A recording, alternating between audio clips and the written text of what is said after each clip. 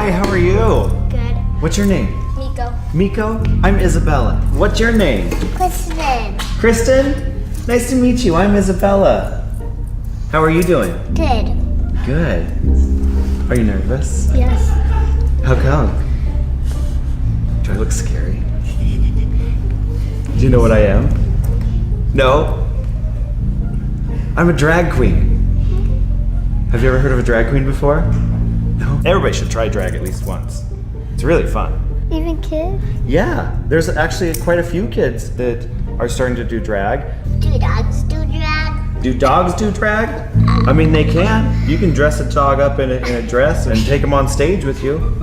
So, why did you want to get to be a drag queen? Why did I want to be a drag queen? Or what's your inspiration? Great questions. Welcome to Queer Kid Stuff. I'm Lindsay and this is my best friend Teddy. Today we're talking about the T in LGBT.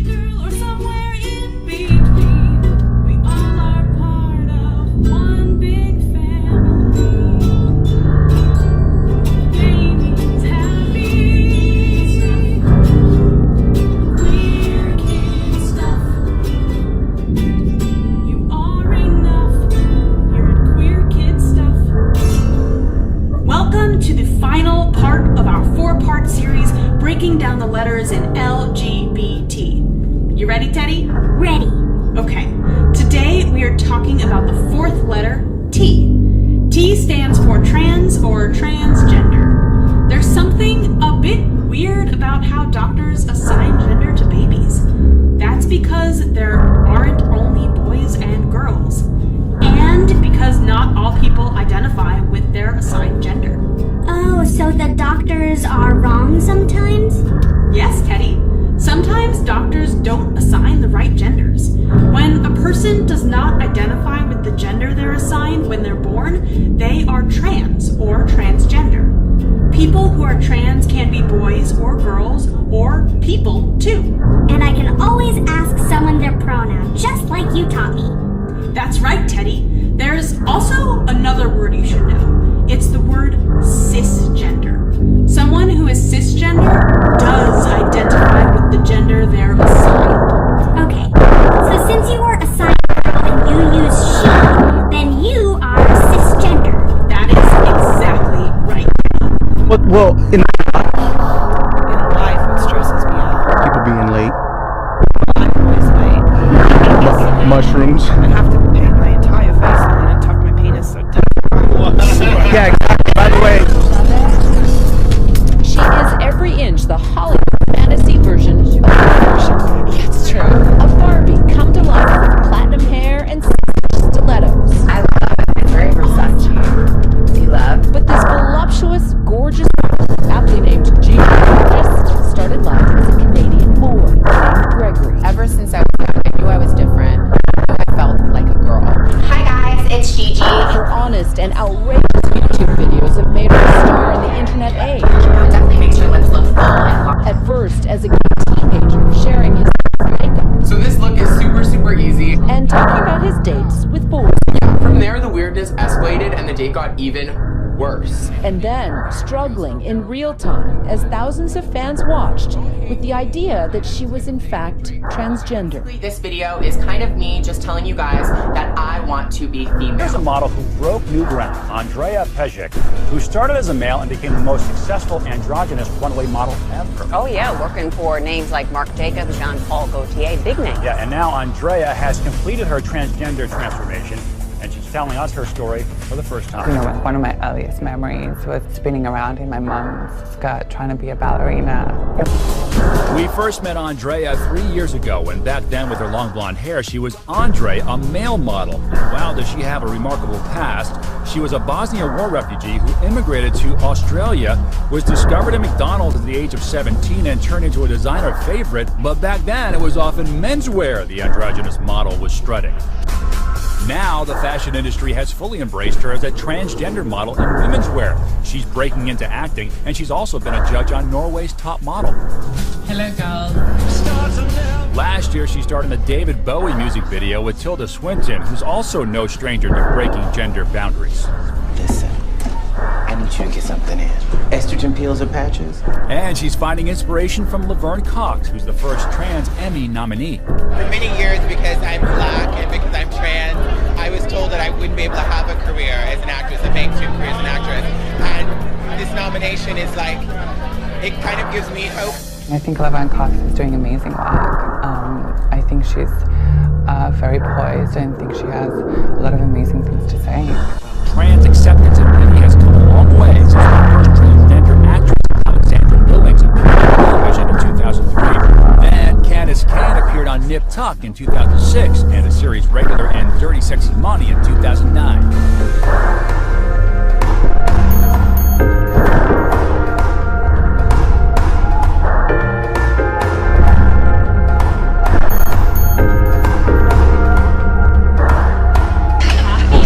A lot of people. Don't worry, get on by. Watch your eyes. Hey! Hello. This is Ian.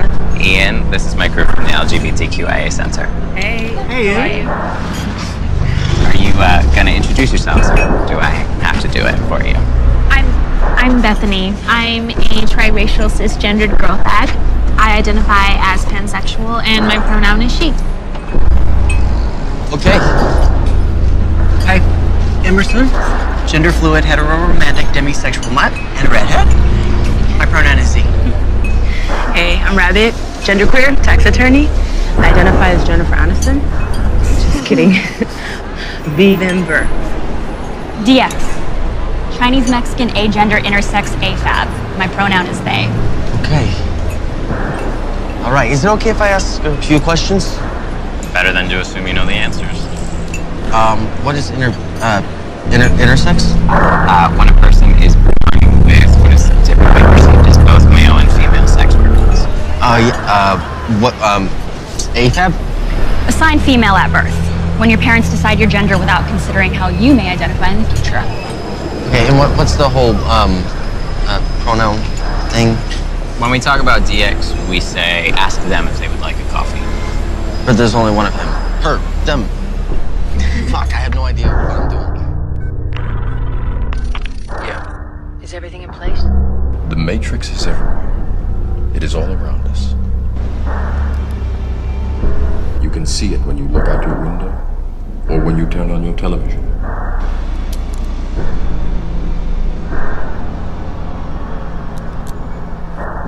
You can feel it when you go to work. Open your eyes. When you go to church. Open your eyes. When you pay your taxes.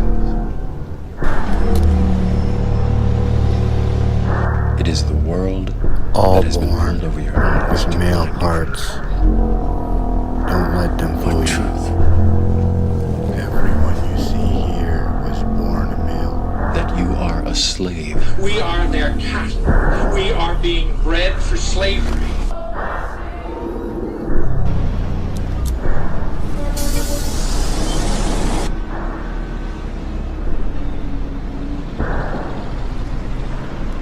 I just thought you're a guy. Most guys. That gravelly voice. Tell me about the money, Charlie. Oh, you see, I take these glasses off. She looks like a regular person, doesn't she, huh?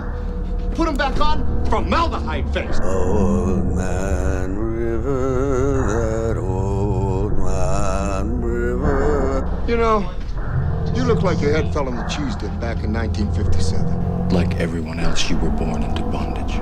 Born into a prison that you cannot smell or taste. Lactatia is the devious diva you could ever think of.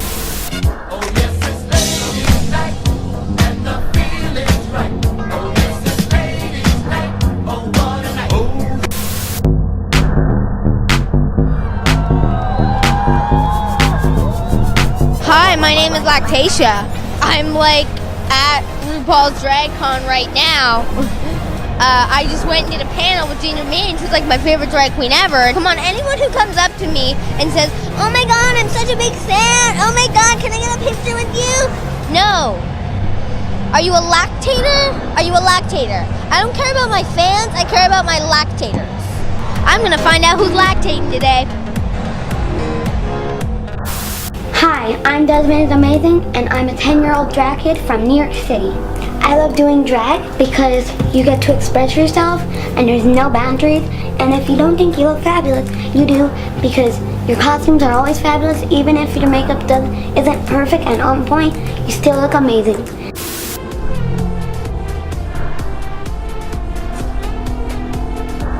Hi guys, what's up? It's Evan Ross Katz. I'm senior style editor here at Mike.com. I'm joined by one of the youngest and most famous drag kids in the world. Desmond is amazing. It is an honor to be back, and I'm very grateful. Oh, such a beautiful look before my eyes today. Can you talk to me about the look? This outfit is what I'm calling Ice Queen. And what inspired it? Winter.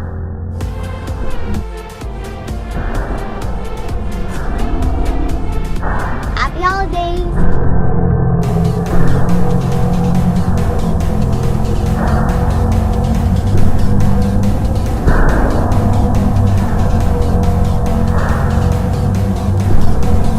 I'm Desmond is Amazing, and LGBTQ kids, happy holidays and Merry Christmas. Follow me on Instagram at Desmond is Amazing, no spaces. Love a good plug. Bye. The hardest part of all this was when I didn't transition and I was not happy and it didn't feel right. So we sought the support of a gender specialist. And so through conversations there, Rebecca came to tell us, no, this is definitely me. I'm a girl.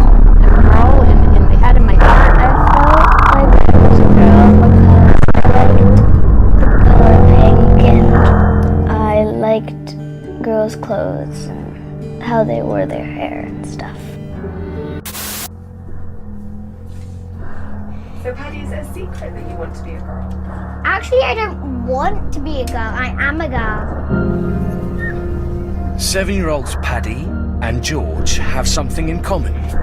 They're both transgender. They're not some circus freaks. They're normal children who are born with their own plumbing. Today, kids as young as 3 are saying they were born the wrong gender. Are you a boy or a girl? Boy. Because I want to be a boy. But what do you do when your perfect baby girl wants to be a little boy? Go in there, otherwise I'll kill you. George hates being identified as a twin because he associates being a twin as being a girl. Or your youngest son wants to be daddy's little princess. Beatrice brings little baby home. Little boy, imagine kicking football with him. Förra somras så kom det liksom jättemånga barn och liksom bara sa till mig, är du kille eller tjej, är du kille eller tjej? Så svarade liksom ingenting. Sen så svarade jag att jag var båda.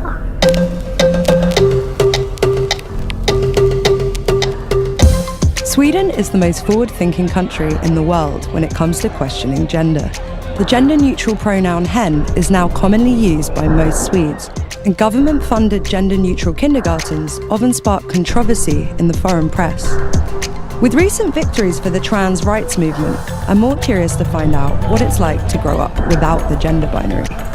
So I've just arrived in Örebro in Sweden. I'm about to go meet a family who are attempting to bring up their kids free from all gender norms.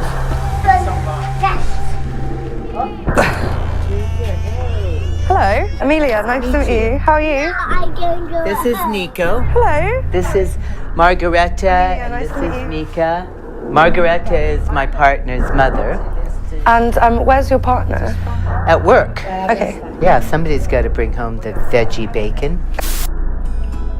I had an appointment recently at the Town Stock in London, and our second appointment is the second day I go back to school. I'm hoping for the blockers, really, just to make the whole package. Make the whole package really make me happy, and that will be that.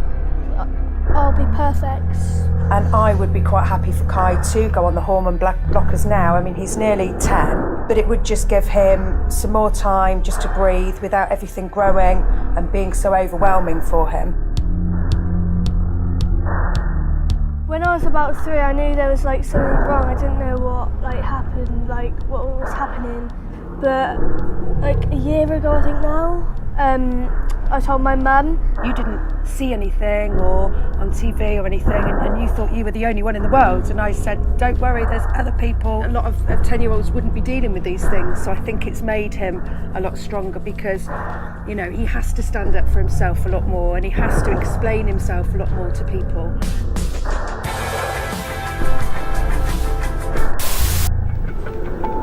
If you think life is complicated, try dealing with a transgender girl texting a boy she just met at school. She's made a new friend and it's a boy. So I tell her, you know, if you're gonna have friends that are boys, they need to know immediately. I wanted to tell you that I was transgender, which means that I was a boy, but I became a girl. So I have a girl brain, but a male body. A few moments later, the boy responds, obviously confused. He just sent me, but you have a girl body, right? That's a very difficult question to ask. Why don't you tell him to watch the videos first? Jazz texts him back to watch this online video of her, hoping it will help him to understand. And I think like a girl, but I just have a boy body. Oh, that's a cute video. So what parts of a boy do you have? What's so scary about us? I mean, I know it's new, but sometimes new things aren't what you expect it to be. Maybe sometimes change is okay. Yeah, sometimes change is okay. We need change.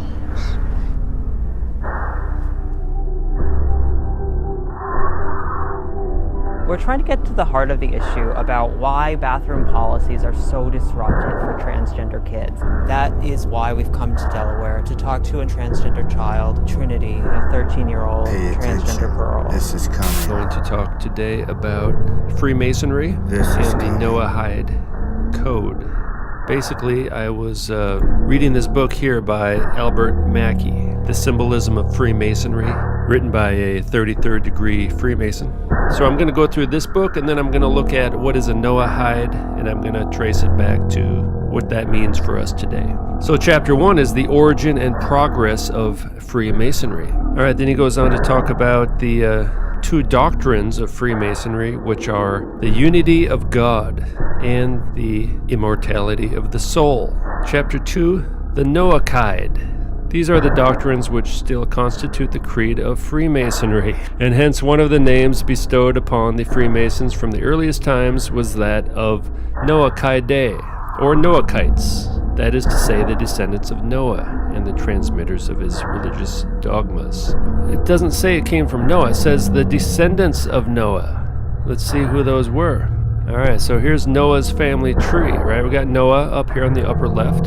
Ham had a son, Cush. Cush had a son, Nimrod. Nimrod built the Tower of Babel. And they said to one another, go, let us make brick and burn them thoroughly. They had brick for stone and slime they had for mortar. Sounds like masonry, doesn't it? And his other son, Egypt. All right, this is Egypt. And another son, Canaan, the Canaanites. So the lineage of Ham were the enemies of God. But they are technically descendants of Noah. Freemasonry came from the descendants of Noah. So Ham was trying to bring back the pre-flood Nephilim kingdom. And then it says here, all the deities of pagan antiquity, however numerous they may be, can always be reduced to the two different forms of the generative principle, the active or male and the passive or female. Hence the gods were always arranged in pairs, as Jupiter and Juno, Bacchus and Venus, Osiris and Isis. But the ancients went further, believing that the procreative and productive powers of nature might be conceived to exist in the same individual. They made the older of their deities hermaphrodite and used the term the man-virgin to denote the union of the two sexes in the same divine person. What's the unity of God? The male and the female combined into one body. They're hermaphrodite God. Elsewhere, I have very fully alluded to the prevailing sentiment among the ancients that the supreme deity was bisexual or hermaphrodite, including in the essence of his being the male and female principles, the generative and prolific powers of nature. This was the universal doctrine in all the ancient religions. They all taught that God, the Creator, was both male and female. In In Kabbalah, a hidden meaning is often deduced from a word by transposing or reversing its letters, and it was in this way that the Kabbalists concealed many of their mysteries. Lancey applied this Kabbalistic mode to the Tetragrammaton when he found out that IHOH being read reversely makes the word Hohai. So basically he's talking about reading the word backwards may reveal the true name of God. But in Hebrew, Ho is the masculine pronoun equivalent to the English he, and Hai is the feminine pronoun equivalent to she. And therefore the word Hohai, literally translated, is equivalent to the English compound he, she. That is to say, the ineffable name of God in Hebrew, being read Kabbalistically, includes within itself the male and female principle. It's another pregnant proof of the connection between Freemasonry and the ancient mysteries. See right there, he's saying Freemasons believe that the true name of God is he, she, that God is a she-male. They're calling God a ladyboy right here, all right? And here perhaps we may begin to find some meaning for the hitherto incomprehensible passage in Genesis. No, it's not incomprehensible. It's very simple. I will explain it. Genesis 1 is a broad overview of the entire week of creation, creating everything. It's not a detailed focus on created human beings, which we do get in chapter 2. All right, so God created man in his own image. In the image of God created he him. All right, you see that? God created him. Singular masculine pronoun. Who could that be? It could only be Adam. It can only refer to one person, and it's in the masculine form. And this is his, another masculine pronoun. And God is always called the Father, right? Even by Jesus, called the Father all the time. Okay, now there's a semicolon. There's a little pause there, right? Male and female created he. Now does it say him? Is this a singular pronoun? No, it's not. It's a plural pronoun. Them is talking about more than one person. Well, who could that be? Well, maybe one male and one female, perhaps. Him referring to one person in the masculine. Them referring to two people, one male, one female, two people. Now, if this word here said him, we'd be in a lot of trouble, all right? But it says them, right? Male and female created he, them. And this is not the complete story of the creation of Eve. We get that in chapter 2. God did not create Eve in his own image. God created Eve out of the raw materials of Adam. Created Adam in his own image. He created Eve, but it's just not in his own image. The all-seeing eye is another, and a still more important, symbol of the same great being. The symbol of universal nature among the Egyptians was the right-angled triangle, of which the perpendicular side represented Osiris, or the male principle, the base Isis, or the female principle, and the hypotenuse, their offspring Horus, or the world emanating from the union of both principles. So Horus is a tranny, all right? The eye of Horus is the symbol of the androgyne, which the Masonic institution assumed at the building of King Solomon's temple, in consequence of the union at that era of the pure Freemasonry of the Noahide. Okay, now there's these people here, the Noahides, right? From previous videos, we saw this represents the male and female combined into the androgynous God and the androgynous human. So they have 7 laws, all right? Now this is not Torah. This is what they call the Noahide 7 laws that were given to Noah orally. Now there was a covenant of the rainbow given to Noah, but this is not it. They've changed it. Included in this are the details of God's directive for all Gentiles to observe their 7 Noahide commandments. It all begins with recognizing the perfect unity of the Creator. There we go, unity, right? What does unity mean?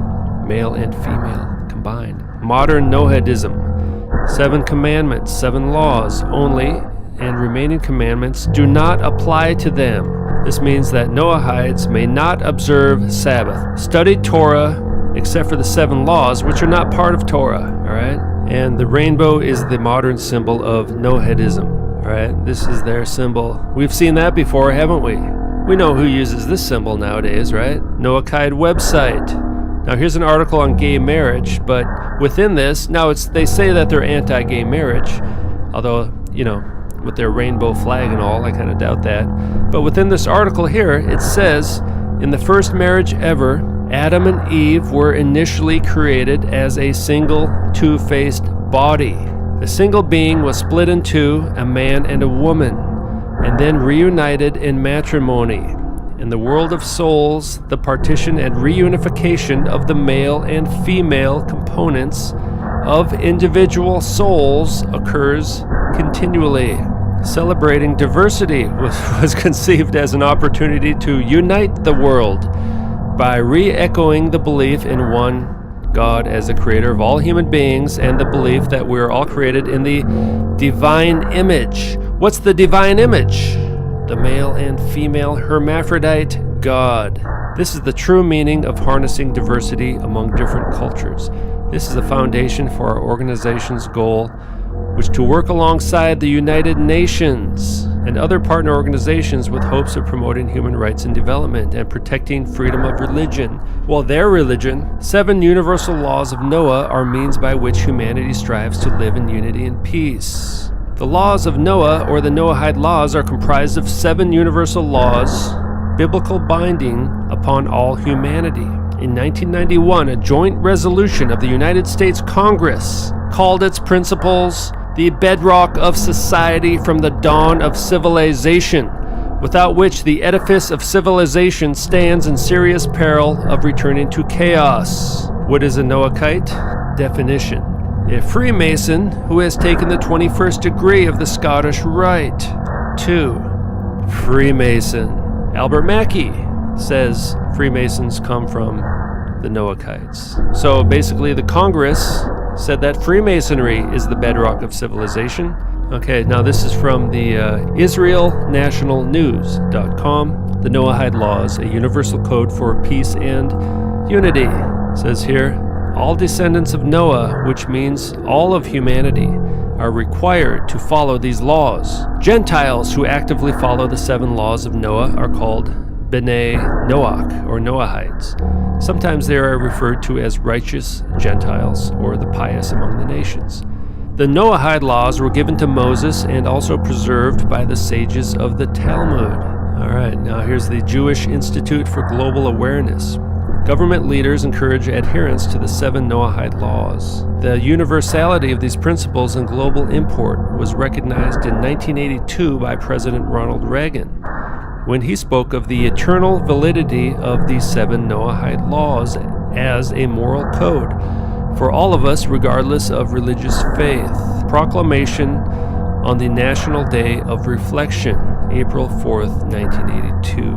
7 years later, 1989, H.W. not only proclaimed that these biblical values, they're not biblical, all right? Freemasonic values are the foundation for civilized society. A society that fails to recognize or adhere to them cannot endure. And you think that these people are clever, right? Because we're all descendants of Noah.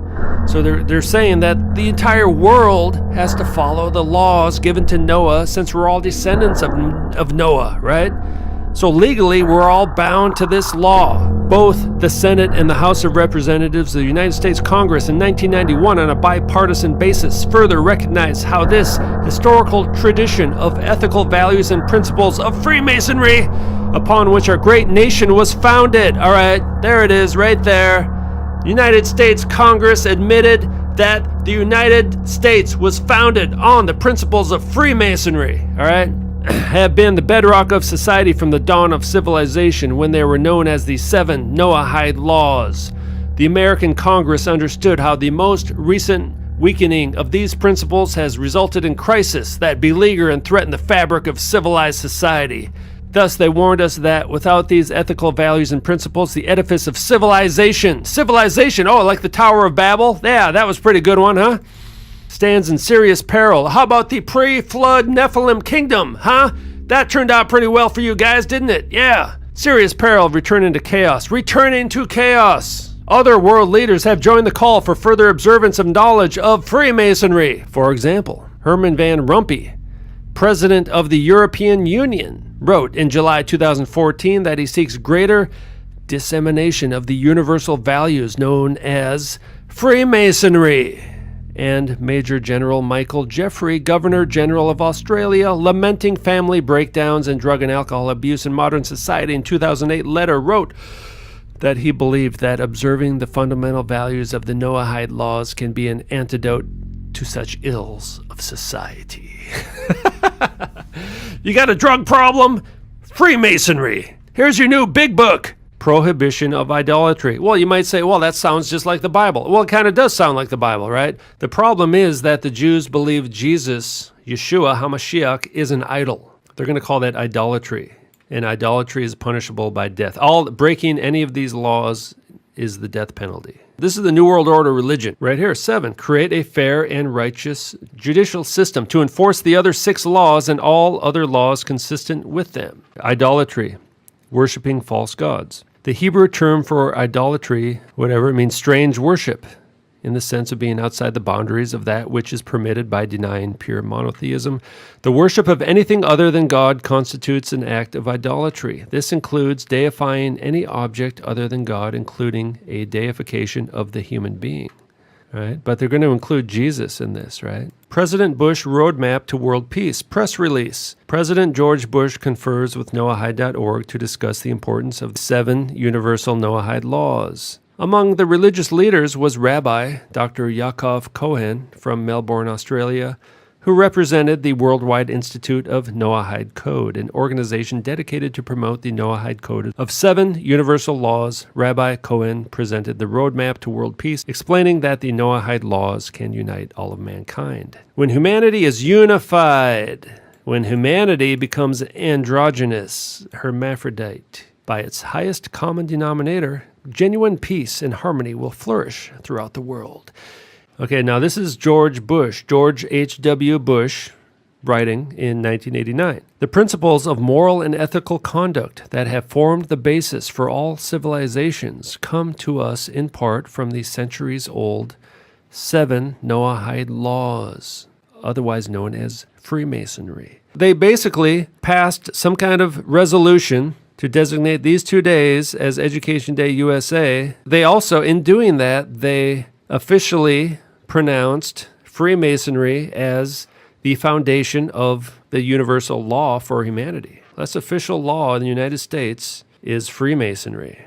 That's kind of covertly what they did.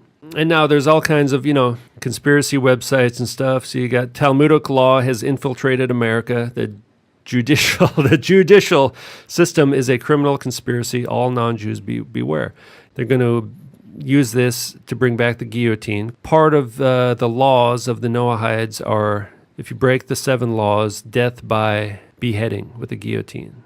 Moses, our teacher, was commanded by the Almighty to compel the world to accept the commandments of the sons of Noah. Anyone who fails to accept them is executed.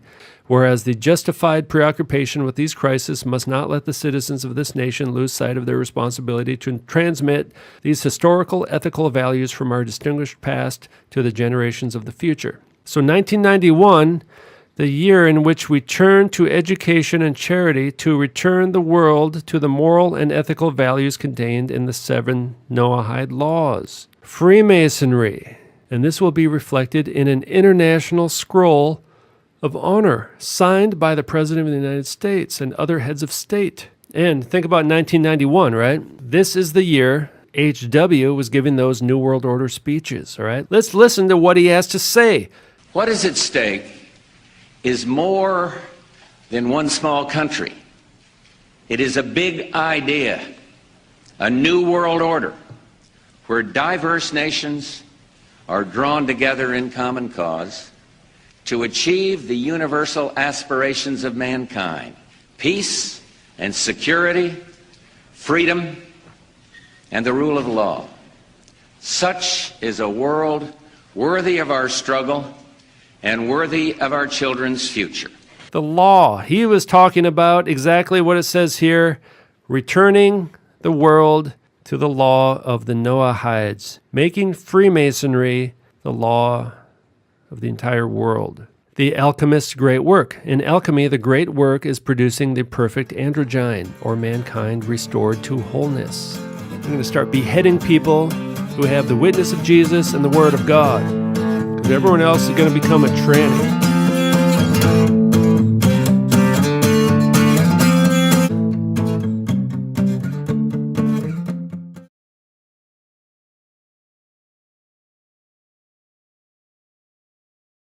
God's gonna set this world on fire.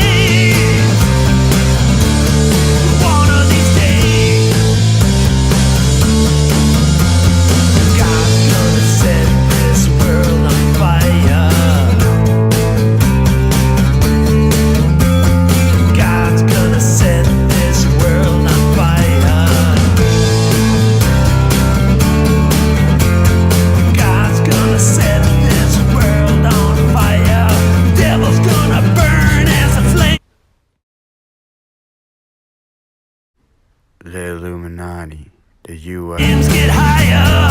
God's gonna set this world on fire. One of these days.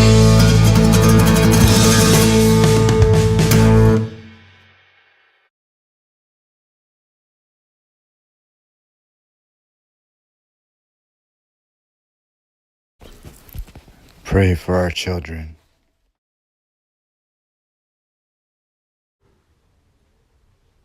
The grips, look close.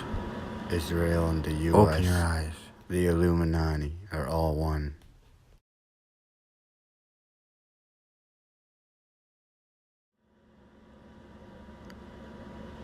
Hit the subscribe button.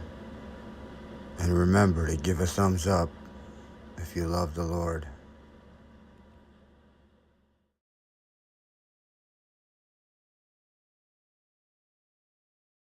Everything stronger together. Subscribe.